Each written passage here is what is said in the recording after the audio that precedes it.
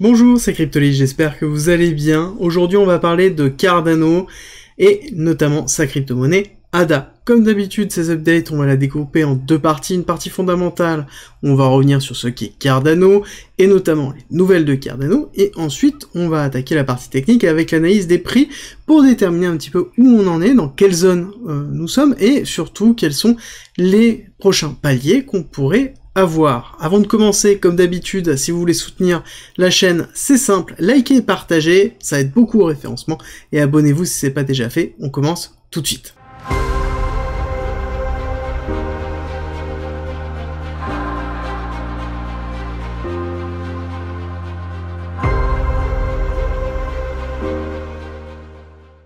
Cardano, on connaît très bien cette blockchain, c'est une blockchain qui existe déjà depuis longtemps et qui n'a pas forcément un gros écosystème actuellement parce que c'est une aussi des directives de ADA Cardano. Globalement, ils veulent faire la meilleure blockchain qui existe et pour ce faire, ils ont le leitmotiv suivant, on prend le temps nécessaire de pouvoir le faire. Globalement, ils se définissent comme étant une plateforme construite pour un futur qui va être gérable pour aider les personnes à pouvoir construire autour de ADA Cardano, autour de la sécurisation, de l'interopérabilité, de la scalabilité, globalement tout ce qui tourne autour de ça, et donc forcément, ils prennent le temps de le faire. Alors du coup, c'est un avantage qu'en même temps, un inconvénient, étant donné que on a des améliorations qui arrivent doucement, lentement, surtout quand on le compare avec ce qui est en train de se passer au fur et à mesure. Pour rappeler ADA Cardano à l'origine de ce projet-là, on a un des anciens d'Ethereum qui a décidé, suite à une altercation, en tout cas une dissension de point de vue avec Vitalik Buterin et l'équipe autour d'Ethereum, de créer son propre projet qui a nommé Cardano. Et ce qui est intéressant de voir, c'est qu'au niveau de la roadmap, nous sommes à peu près entre les deux, avec le lancement des smart contracts qui ont eu lieu il y a peu, maintenant il y a déjà un certain temps, mais en tout cas, on a toujours une vague d'amélioration de ces smart contracts qui ont lieu maintenant, et on attend la suite.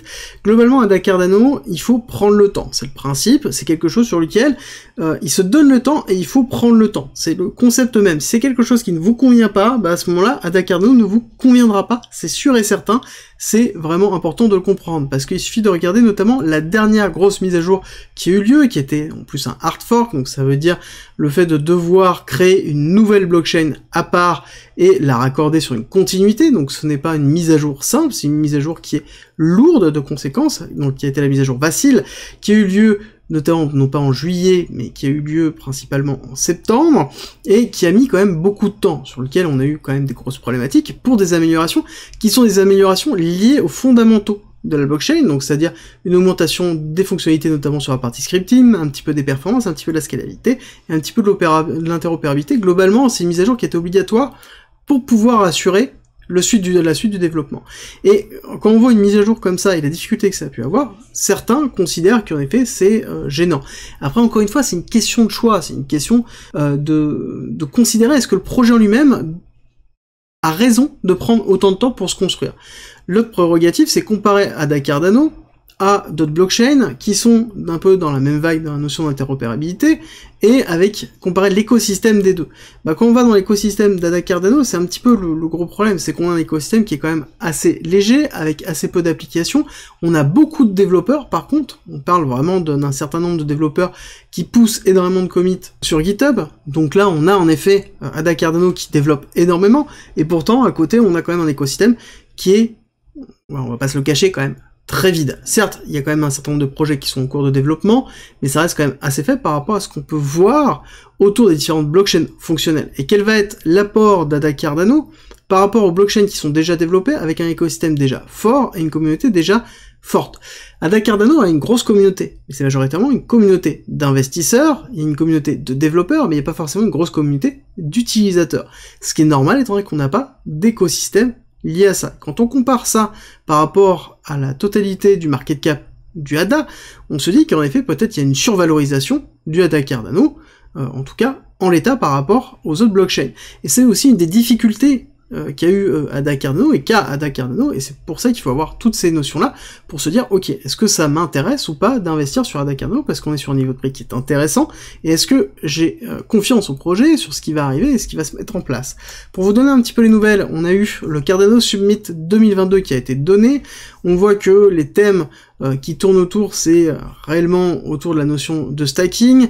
Au niveau de la notion de rapidité, de scalabilité, on va avoir la notion de régulation qui tourne autour, et on a quelques projets qui commencent à sortir, mais ça reste quand même encore très lointain en termes de sortie, et c'est et ce n'est pas la plus grosse difficulté d'Ada Cardano.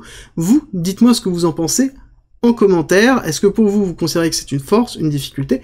Encore une fois, c'est une question de point de vue en fonction de ce que les personnes considèrent comme étant l'aboutissement pour une blockchain. Est-ce que c'est la finalité? Est-ce que c'est le chemin? Est-ce que c'est la notion de décentralisation? Est-ce que c'est la notion de scalabilité? Est-ce que c'est le tout? Voilà, tout est une question de point de vue.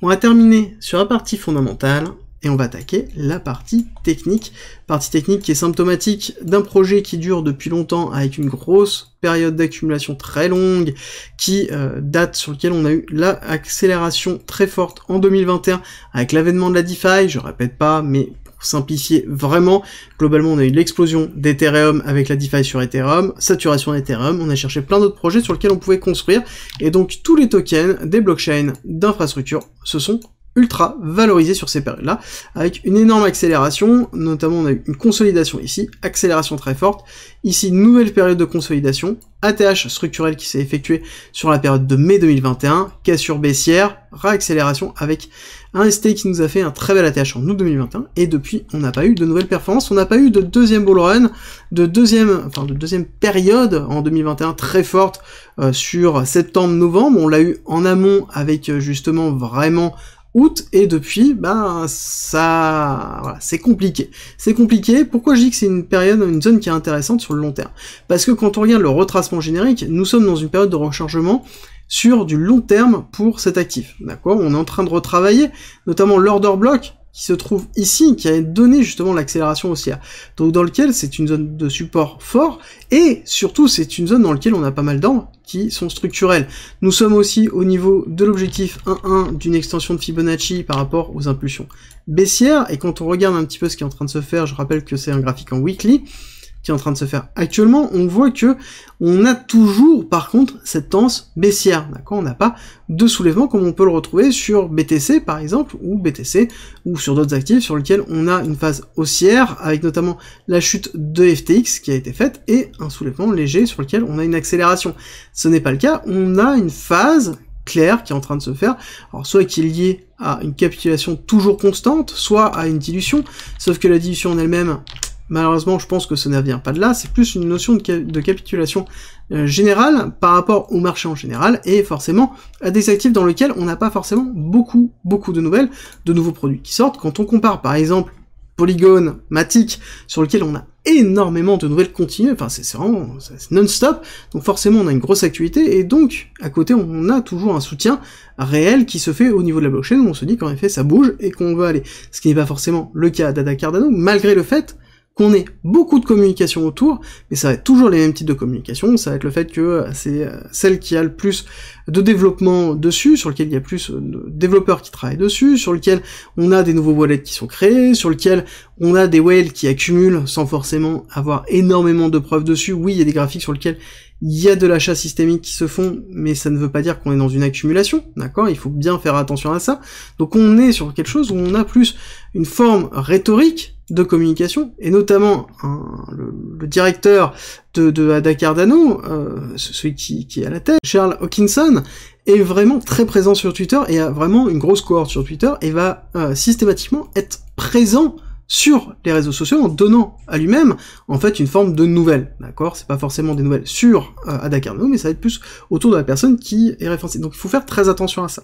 Donc oui, on est dans une zone intéressante, mais pour moi on est quand même au bas de ma spot zone, sur lequel ça peut être intéressant si on souhaite vraiment s'exposer dessus, si on a compris ce sur quoi on s'expose, et en effet ça peut être un projet sur le long terme, parce que beaucoup parlent justement du fait que Ada Cardano va être la prochaine blockchain des institutionnels. Bon, il y en a d'autres qui sont déjà présents sur les institutionnels et qui marquent le faire, Mais pourquoi pas, admettons on considère que ça va être le cas, quelles vont être les perspectives? Les perspectives, ça va être déjà d'aller chercher un nouvel ATH, parce que je rappelle qu'on a déjà une market cap qui est très très haute, donc on va aller chercher un nouvel ATH qui représente 972%, on va dire 1000%, et on va chercher, admettons, un 1,618, donc un ADA à 5$, qui représente 1700%, d'accord? C'est notamment des niveaux de performance qu'on retrouve sur d'autres blockchains de niveau 1 d'infrastructure, avec déjà des écosystèmes croissants, avec un certain nombre d'applications déjà développées, donc à voir en fait quelle est la perspective que vous voulez avoir dessus. Moi personnellement, j'ai des ADA, mais ce n'est pas quelque chose qui représente une grosse partie de mon bail, et qui ne représentera pas une grosse partie de mon bail, mais c'est un choix qui est encore une fois personnel. Dites-moi vous ce que vous en pensez en commentaire, et je vous dis à très vite. Avant de se quitter, je vous rappelle que le Discord est en commentaire, c'est gratuit, et c'est un lieu de partage et d'échange autour de la crypto-monnaie, de la blockchain, du trading et de l'investissement. N'hésitez pas à rejoindre justement notre communauté de passionnés, et pour tous ceux qui veulent soutenir la chaîne et le Discord, on a mis en place un premium avec plus de contenu, avec plein de choses, comme par exemple 100 vidéos, 300 pages de formation et de guides structurés autour d'un parcours pédagogique. On y en rajoute toutes les semaines, donc ça grossit toutes les semaines. Vous y retrouverez aussi des stratégies de trading, des stratégies d'investissement, des analyses, des lives hebdomadaires, des briefs quotidiens que j'effectue sur le marché, plein de choses, plein de contenu. N'hésitez pas à nous rejoindre, et je vous mets une petite vidéo en haut à droite pour les curieux. Je vous dis à tout de suite.